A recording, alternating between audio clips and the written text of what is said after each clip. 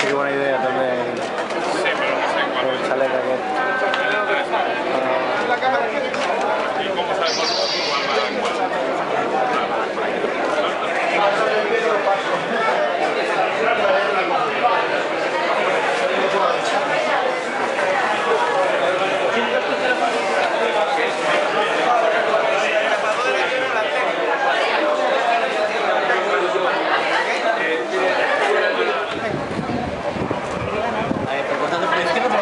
¿Cuál hace el discurso de Darth Vader? Venga, cómete todo el marrón. ¿Cuál hace el discurso de Darth Vader? No te comes el marrón.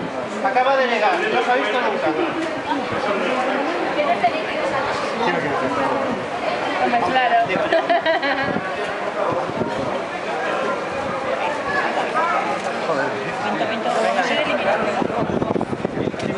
Por ejemplo, para que quede... ¿Dos laterales? Segundo por la izquierda.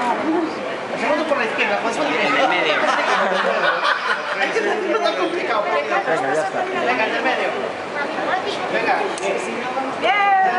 El medio vale. Un aplauso, ¿no? Por lo menos. Podrías quitarte el casco. Me está dando aquí. Me quiero Más raro que hice una operación triunfo. No, pues tendríamos que traer aquí.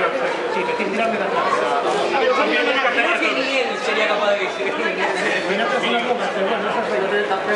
Tienes que salir. En serio, se va a morir.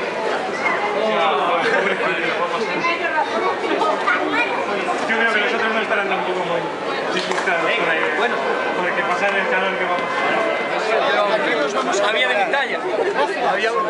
Si no sois de prensa, no vais a desfilar, no sois de la organización, por favor, todos para afuera. Llévame a Álvaro.